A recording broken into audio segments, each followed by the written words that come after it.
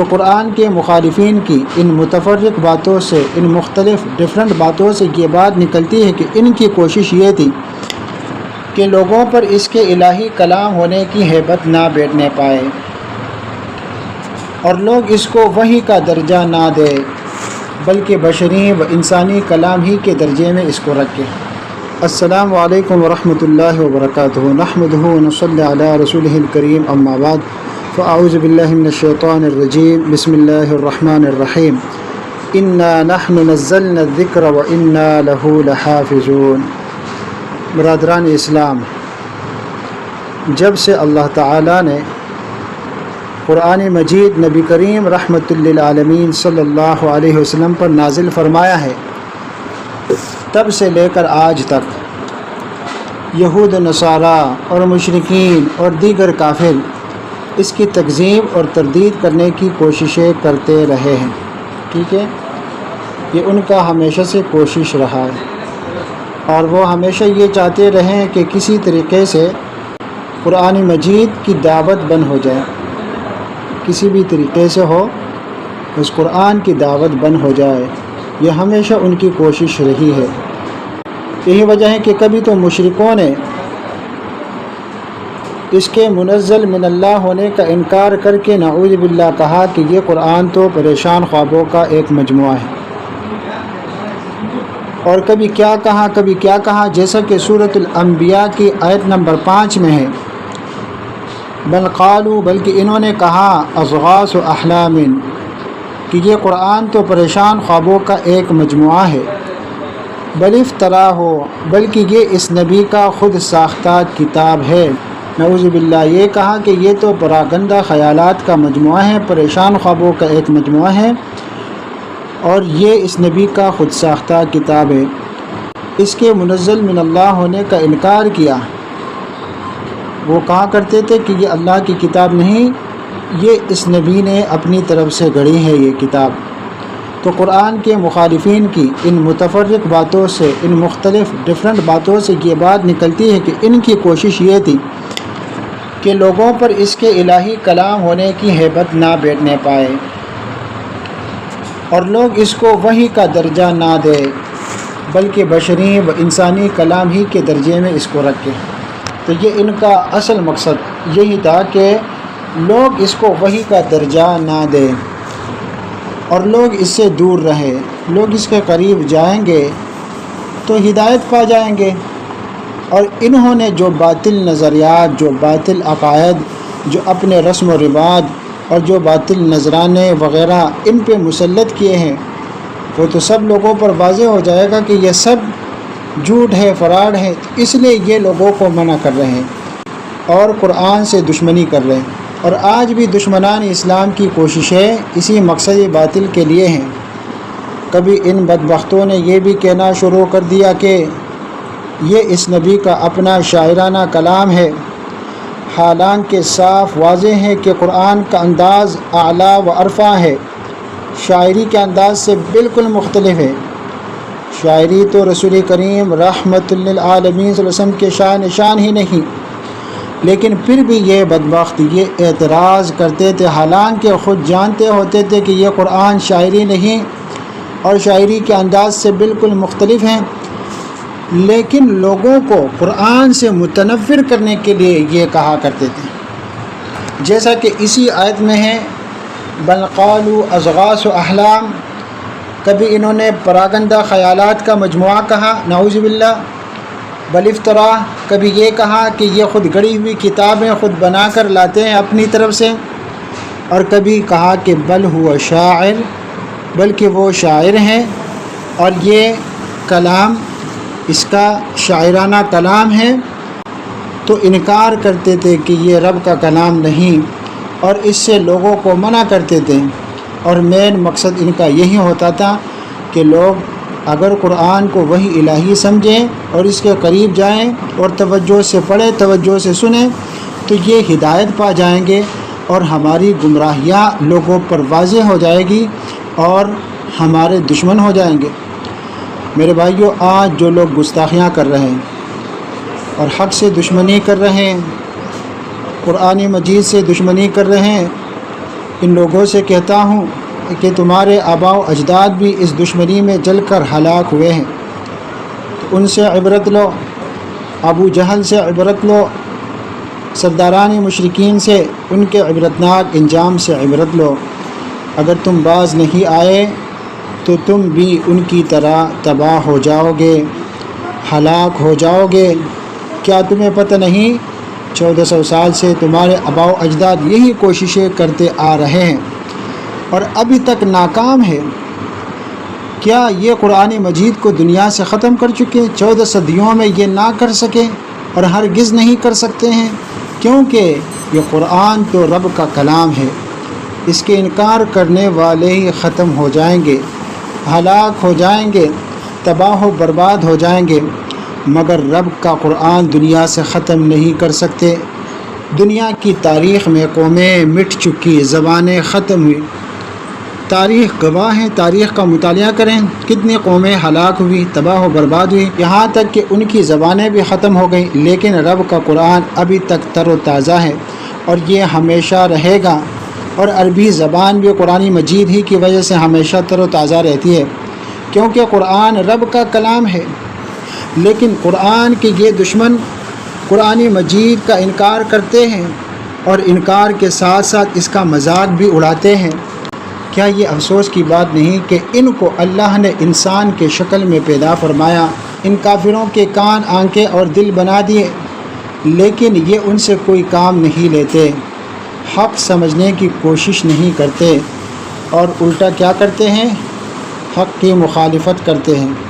جیسا کہ سورۃ الاحقاف میں ارشاد ربانی ہے، وَجَعَلْنَا لَهُمْ سَمْعًا وَأَبْصَارًا وَأَفْئِدَةً فَمَا أَغْنَى عَنْهُمْ سَمْعُهُمْ وَلَا أَبْصَارُهُمْ وَلَا أَفْئِدَتُهُمْ مِنْ شَيْءٍ إِذْ كَانُوا يَجْحَدُونَ بِآيَاتِ اللَّهِ وَحَاقَ بِهِمْ مَا كَانُوا بِهِ يَسْتَهْزِئُونَ۔ اللہ فرماتا ہے کہ ہم نے انہیں سماعت، بصارت اور قلب عطا کیے، کتنی یہ عظیم نعمتیں ہیں، لیکن جب انہوں نے اللہ کی آیات کا انکار کیا، جب قرآن کا انکار کیا، تو نہ ان کی سماعت نے انہیں کوئی فائدہ دیا اور نہ ہی ان کی بصارت نے انہیں کوئی فائدہ دیا اور نہ ان کے قلوب نے، اور جس چیز کا وہ مذاق اڑایا کرتے تھے وہ اسی چیز کے نرغے میں آ گئے، اسی چیز کے گھیرے میں آ گئے اور ہلاک ہوئے۔ میرے بھائیوں، انہوں نے قرآن کی دعوت کو روکنے کے لیے بہت کوششیں کی، لیکن جب ان کے سارے حربے ناکام ہوئے اور ان سارے حربوں کے بعد وہ قرآن کی دعوت کو نہ روک سکے، تو پھر انہوں نے لوگوں کو اس قرآن کے سننے سے منع کر دیا اور کیا کہنا شروع کر دیا پتہ ہے؟ انہوں نے کہنا شروع کر دیا کہ جو قرآن کو سنے گا وہ گمراہ ہو جائے گا۔ افسوس و تعجب کی بات ہے نا، اور صد افسوس کی بات تو یہ ہے کہ آج مسلمانوں میں سے بھی کچھ ایسے نادان ہیں بالکل یہی کام کر رہے ہیں۔ ان کو مولویوں نے دھوکے میں ڈالا، کبھی کہتے ہیں گاؤں میں جمعے کی نماز نہیں، عید کی نماز نہیں، اور عوام بھی سمجھنے کی کوشش نہیں کرتے کہ کوئی اٹھ کر یہ نہیں پوچھتا کہ کیوں نہیں، کیا گاؤں کے لوگ مسلمان نہیں ہیں کہ ان پر جمعہ و عید کی نمازیں نہیں، اور عام دروس سے بھی منع کرتے ہیں۔ ایسے بھی مولوی ہے جو کہتے ہیں جو قرآن کا ترجمہ پڑھے گا وہ گمراہ ہو جائے گا۔ ایک مولوی سے باقاعدہ لائیو ویڈیو میں ایک ٹی وی چینل پر سوال ہوتا ہے کہ ہم قرآن مجید کا ترجمہ سیکھنا چاہتے ہیں، لہٰذا ہمیں یہ مشورہ دیا جائے کہ ہم کون سا ترجمہ پڑھیں اور کہاں سے ترجمہ سیکھیں، مشورہ ہمیں دی جائے۔ تو وہ جواب میں کہتا ہے کہ نہ بابا نہ، ایسا مشورہ تمہیں ہرگز نہیں دے سکتا۔ کیا قرآن کا ترجمہ پڑھ کے گمراہ ہونا ہے کیا؟ استغفر اللہ۔ اور آج بھی ان کی ویڈیو موجود ہے، اور کہتا ہے کہ یہ علماء کا کام ہے قرآن کا ترجمہ پڑھنا، عوام کا نہیں۔ اب عوام کو قرآن کے ترجمہ سے بھی روکا جا رہا ہے۔ یہ کام تو کافروں کا تھا میرے بھائیوں، مسلمان تو قرآن کی طرف دعوت دینے والے ہوتے ہیں۔ کفار کے بارے میں آیا کہ وقال الذین کفروا، اور کافروں نے کہا لا تسمعوا لهذا القرآن، اس قرآن کو نہ سنو۔ فلاں جگہ قرآن کا درس ہو رہا ہے، وہاں جانے سے روکا، تو کنہوں نے روکا؟ کفار روکا کرتے تھے، کفار روکا کرتے تھے قرآن مجید سننے سے، قرآن کے دروس سننے سے، قرآن کے اجتماعات سے۔ اور آج ایسے نادان لوگ بھی ہیں جو قرآن کے دروس سے لوگوں کو منع کرتے ہیں اور جمعے کی نماز سے لوگوں کو منع کرتے، کہتے ہیں کہ گاؤں والوں پر جمعے کی نماز نہیں۔ کیوں نہیں میرے بھائیوں؟ اس لیے وہ کہتے ہیں کہ نہیں، کہ گاؤں کے لوگ جب جمعے کی نماز شروع کریں گے تو جب عالم جمعے کا خطبہ دے گا تو اس میں کیا ان کو پڑھ کر سنائے گا؟ قرآن کا ترجمہ و تفسیر پڑھ کے سنائے گا، اور جب وہ قرآن کی روشنی میں بات کرے گا تو معلوم ہو جائے گا کہ ان باطل مولویوں نے جو بدعات، جو خرافات، جو اپنے باطل نظریات وغیرہ اور جو نذرانے وغیرہ عوام پر مسلط کیے ہیں، یہ تو سب اللہ کے دین میں نہیں۔ تو لوگ پھر ان سے متنفر ہو کر حق کے قریب آئیں گے اور حق کو قبول کریں گے۔ تو اس لیے وہ کہتے ہیں کہ یہ جمعہ نہیں، یہ درس نہیں سننا چاہیے، اس مسجد میں نہیں جانا چاہیے۔ تو یہ تو کافروں کا کام تھا۔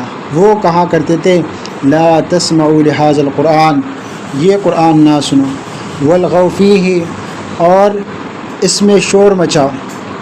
پہلے کہا کرتے تھے لا تسمعوا لهذا القرآن، یہ قرآن مجید نہ سنو، اور یہاں نہ سننے کا ایک مطلب یہ بھی ہے، لا تسمعوا کا ایک مطلب یہ بھی ہے کہ اس کی اطاعت نہ کرو، قرآن میں جو عقیدہ بتایا جا رہا ہے وہ عقیدہ تسلیم نہ کرو۔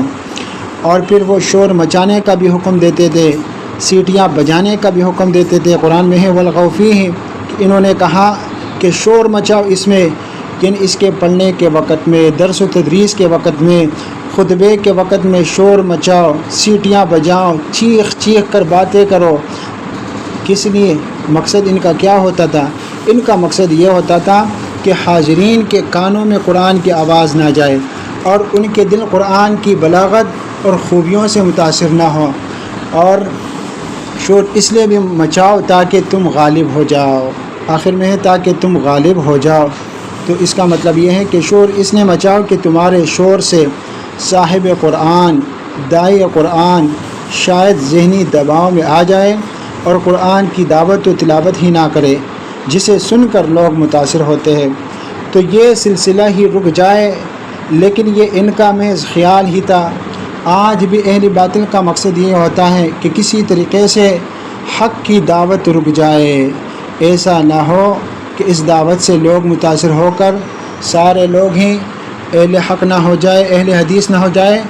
یہ ڈر ان کو ہوتا ہے اور کوئی ڈر نہیں ہوتا۔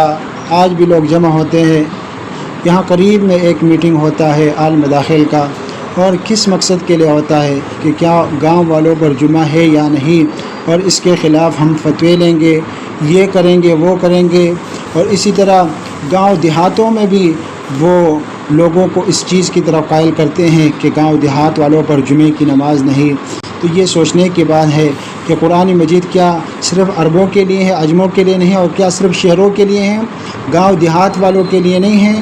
کیا نمازیں اور پھر جمعے کی نماز خاص کر کیا گاؤں والوں پر نہیں؟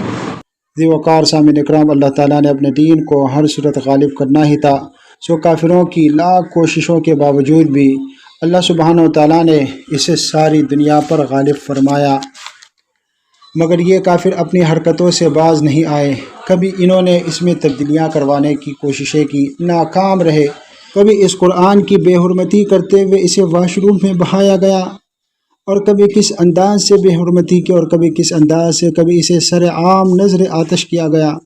ان سب کے پیچھے سبب صرف یہ ہے کہ کس طرح اس کے پڑھنے والے، اس پر عمل کرنے والے اور آئے روز اس کی وجہ سے نئے مسلمان ہونے والے لوگوں کو اس سے روک سکے۔ مگر اس کی حفاظت کی ذمہ داری اللہ تعالیٰ نے اپنے پاس رکھی ہے۔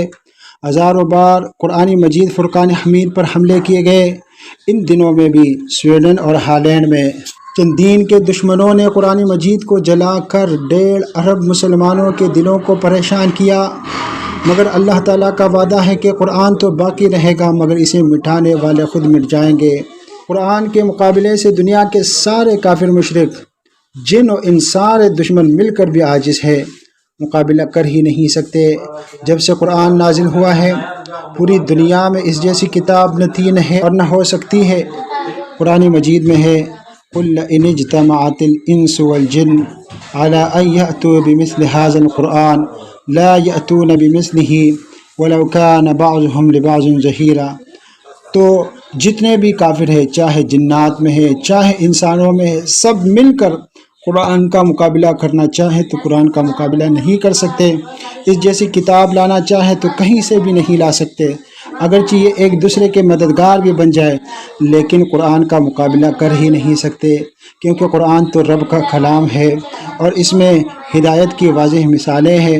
فرمایا وَلَقَدْ صَرَّفْنَا لِلنَّاسِ، اور یقیناً ہم نے پھیر پھیر کر بیان کر دیا ہے لوگوں کے لیے، فی ھذا القرآن، اس قرآن میں، من کل مثل، ہر قسم کی مثالیں، فَأَبَىٰ أَكْثَرُ النَّاسِ إِلَّا كُفُورًا، تو اکثر لوگوں نے انکار اور کفر کا راستہ ہی اپنایا ہے۔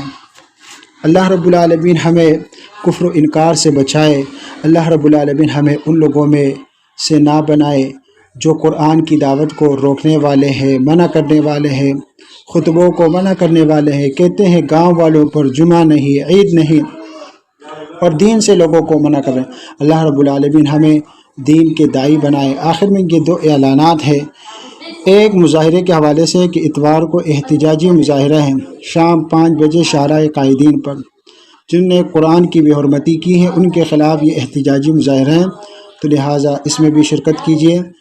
اور ایک اعلان ہمارے شیخ امین اللہ صاحب کے بیانات کے حوالے سے، وہ اور دیگر جید علماء اکرام کراچی کے دورے پر ہیں، شاہ لطیف ٹاؤن میں ہیں، اور اتوار کو یہاں مدرسہ عبداللہ بن عباس کلی نمبر 9 ہجرت کالونی میں بھی آ رہے ہیں۔